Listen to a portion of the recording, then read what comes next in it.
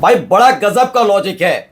Logic ये कह रहा हूं मैं इस बात का कि आप संसद नहीं आएंगे तो लगेगा मामला रफा दफा हो जाए, गोदी एंकर बैठे हैं संभाल लेंगे। लेकिन जैसे जैसे ये दिन बीत रहे हैं इसकी धार और ज्यादा धारदार हो रही जा रही है और कहा जा रहा है कि नहीं अब तो अमित शाह को इस्तीफा देना होगा। हाँ, संसद पूरे संसद की कार्रवाई गुजर जाने दीजिए, पूरा सत्र गुजर जाए, तब आप याद रखिए कि एक अलग तरह की स्थिति बनेगी। यह बात मैं आज इसलिए कह रहा हूं क्योंकि इतने दिन बीत गए हैं संसद की कार्रवाई चलते चलते, ना अमित शाह पहुंच रहे हैं ना मोदी पहुंच रहे हैं सदन के अंदर। संसद के अंदर पहुंच रहे हैं, गोदी पत्रकार बता रहे हैं पहुंच रहे हैं, लेकिन सदन के अंदर क्यों नहीं? उस पर उल जलूल तर्क दे रहे हैं सारे गोदी एंकर, क्योंकि काम ही उनका यह है। गोदी पत्रकार एंकर पूरा का पूरा मीडिया बता रहा है कि नहीं कोई आना जरूरी नहीं होता, प्रधानमंत्री तो है, गृह मंत्री आना, लेकिन राहुल गांधी का होना बहुत जरूरी है। जैसे कहा ना कि विपक्ष और आंदोलनकारी ये संस्कारी होने चाहिए, सत्ताधारी पार्टी के विधायक सांसद मंत्री कितने ही बदतमीज क्यों ना हो कोई फर्क नहीं पड़ता है, बिल्कुल उसी स्टाइल में। तो फिलहाल जैसे जैसे मामला बढ़ रहा है, क्योंकि आज जो कुछ हुआ संसद के अंदर वो आपको दिखाऊंगा और इससे कैसे छात्र जुड़ गए। उन्होंने सड़क नाप दी भाई, सड़क पर बेतहाशा भीड़ उतर आई। हालात ये हैं कि अब ये छात्र हो सकता है कि माफी तक सीमित हो जाए, कल संसद आ जाए अमित शाह और मामला रफा दफा करे, लेकिन लग नहीं रहा कि अब छात्र माफी से मानने वाले हैं। उनका साफ कहना है अमित शाह इस्तीफा दो। किस बात हो रहा है, क्या हो रहा है, संसद के अंदर क्या हुआ, सड़क पर क्या हो रहा है, वो आपको दिखाऊंगा, जो खास तौर पर मोदी सरकार के लिए सबसे बड़ी टेंशन है। नमस्कार, मैं हूं प्रज्वल गौतम और आज आपको दिखाता हूं कि छात्रों के इस 20 जुलाई वाले आंदोलन को बदनाम करने के लिहाज से, उसे कुचलने के लिहाज से जो कदम सरकार ने उठाए और उसे बदनाम करने के लिए जितने दावपेच पूरे इकोसिस्टम ने चला, वो कैसे भारी पड़ गया है।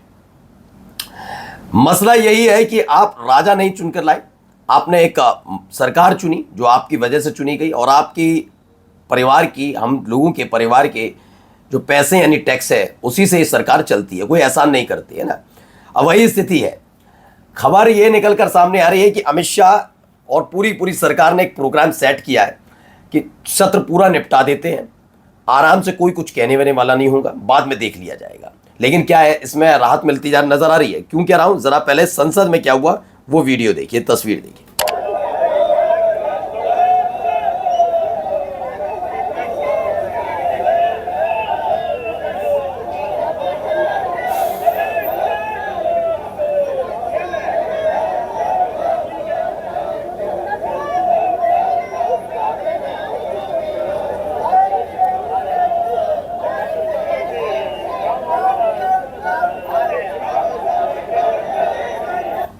तो यहां पर लगातार लोगों के हाथ में ये जितने भी सांसद हैं, समाजवादी पार्टी के सांसद हैं, कांग्रेस के सांसद और डीएमके के सांसद हैं। सदन के अंदर तो सवाल उठ ही रहा है, जहां पर बचाने की कोशिश न केवल सरकार, न केवल मंत्री, न केवल विधायक सांसद, बल्कि खुद लोकसभा के स्पीकर ओम बिरला भी जुटे हुए हैं। फिलहाल तो एक दिन से नजर नहीं आए, वो बात अलग है। परेशान हो जाता ना आदमी, भाई कितना विपक्ष को समझाए कि मत कहो या अमित शाह के बारे में, अमित शाह के बारे में मत कहो।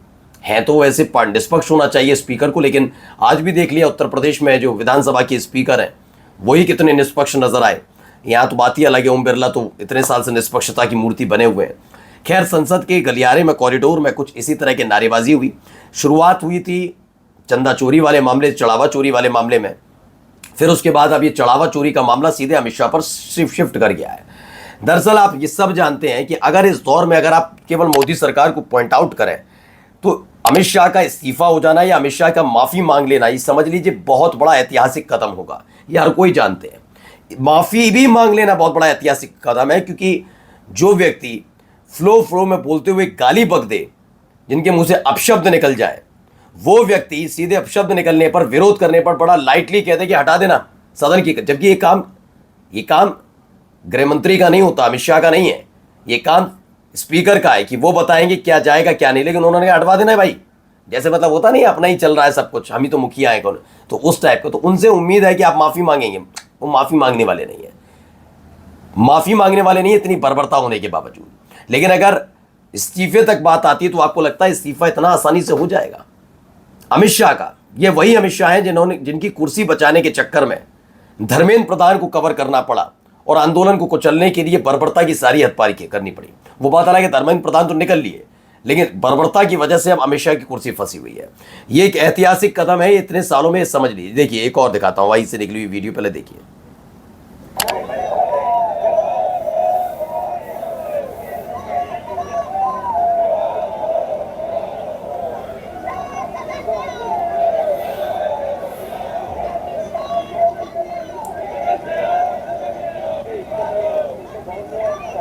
जो राम का चंदा चुराए वही भाजपाई कहलाए, इस तरह की नारेबाजी, दान पात्र में डाला जा रहा है पैसा और लहराए जा रहे हैं बैनर पोस्टर। कुछ इस तरह की स्थिति है। ये वही कॉरिडोर है जहां पर आपने अभी हाल ही में देखा होगा, अमित शाह जब पहुंचे थे तो पत्रकार हंसी ठिठोली कर रहे थे, इतना सब हो जाने के बावजूद। ये वही कॉरिडोर है जहां पर अमित शाह जब आई तो पूछा जा रहा था ये लुंगी कहाँ की है, असम की है कि मणिपुर की है। जब ये स्थिति है, वहीं पर आज खड़े हैं। अब सदन के अंदर, अगर संसद के अंदर आ रहे हैं, जैसा गोदी मीडिया का कहना है, तो यहाँ से निकलते हुए बहुत दिनों से दिखे नहीं है। इसको लेकर जो कहा जा रहा है वो ये है कि अमित शाह सदन में आओ, जवाब दो। ये सिर्फ विपक्ष नहीं, हर माता पिता, छात्र और नागरिक की मांग है। छात्रों पर हुई क्रूरता पर गृह मंत्री संसद में जवाब दें। सवालों से भागना सत्ता हो सकती है, जवाब दे ही नहीं, देश देख रहा है। इस तरह की नारेबाजी। अब दिखाते हैं यहाँ पर एक और, कैसे छात्र भी इससे जुड़ गए हैं। ये मामला बहुत बड़ा हो गया सच में। ये देखिए, बेतहाशा लोग आपको नजर आएंगे, छात्रों का झुंड, उनके परिवार वाले, तमाम लोग अब सड़क पर उतर आए हैं। और लगातार ये मामला एक राज्य से दूसरे राज्य और एक शहर से दूसरे शहर तक बढ़ता जा रहा है। और मैंने कहा ना, एक तरफ अगर आप, मैं मानकर चलिए कल आ जाते हैं अमित शाह संसद में, कार्रवाई शुरू हो, शुरुआत में मानकर चलिए एग्जाम्पल, वैसे तो होगा नहीं, माफी मांग ली उन्होंने, माफी मांग ली, लेकिन मुझे नहीं लग रहा छात्र इस पर मानने वाले हैं। जिस तरह का रवैया छात्रों के प्रति जंतर मंतर प्रोटेस्ट के दौरान और उसके फौरन बाद आजमाया गया, दोनों ने, पहला तो जंतर मंतर वाला था ही था, उसके बाद जो चीजें हुई उसने और गुस्सा बढ़ा दिया है। यही एक वजह है जिसके चलते अब लोगों का जमावड़ा बढ़ता जा रहा है। और लोगों में गुस्सा यही कि आज ये है, कल किसी वजह से लेकर अगर प्रदर्शन, हक हकूक की आवाज उठाई गई, आप यही हरकतें करेंगे। और अगर अभी नहीं समझाया गया, जब उरूज पर ये सारी चीजें, जब लगातार लोगों को गुस्सा फूट रहा है, तो गुस्सा शांत होने के बाद इस जो बहुत दिनों बाद हक की आवाज उठने लगी है ना, सरकार से हक की आवाज मांगी जा रही, वो दोबारा उठाने में बहुत लंबा समय लगता है। सुनिए क्या कह रहे हैं मल्लिकार्जुन खड़गे, उन्होंने किस तरीके से अमित शाह पर चुटकी ली है, सुनिए। हम ये चाहते हैं कि स्पीकर, चेयरमैन दोनों मिलकर दोनों हाउस में डिस्कशन के लिए कोई परमिशन दे। अब डिस्कशन अगर शुरू होगा तो सारी चीजें बाहर आ जाएंगी, तो इसीलिए हम चाह रहे हैं कि सिर्फ डिस्कशन, ये राम जन्मभूमि ट्रस्ट का हो या बच्चों पे जो अन्याय अत्याचार हुआ उसका हो, यही चाहते हैं। क्यों वो घबर रहे हैं मालूम है, और हम चाह रहे सिर्फ स्टेटमेंट दो, उसके ऊपर चर्चा करेंगे। आप अपनी बात रखेंगे, हम हमारी बात रखेंगे। इसमें क्या, कौन सी ऐसी बड़ी सही बात है, चिंता की बात है, मुझे समझ में नहीं। गृह मंत्री क्यों नहीं आ रहा सर, क्या वजह की? वो आप लोग ही जानते हो, गृह मंत्री या तो डर गए होंगे या तो उनको इस सदन को अपमान करना होगा, इसीलिए वो नहीं है। तो मल्लिकार्जुन खड़गे ने भी, हम चाहते हैं चेयरमैन और स्पीकर दोनों सदनों में चर्चा की अनुमति दें। राम मंदिर चढ़ावा चोरी और छात्रों पर बर्बरता पर सच सामने आएगा, लेकिन सरकार चर्चा से बच रही है। गृह मंत्री अमित शाह भी सदन से गायब है, आखिर वे चर्चा से क्यों बच रहे हैं? सवाल तो उठेगा ना।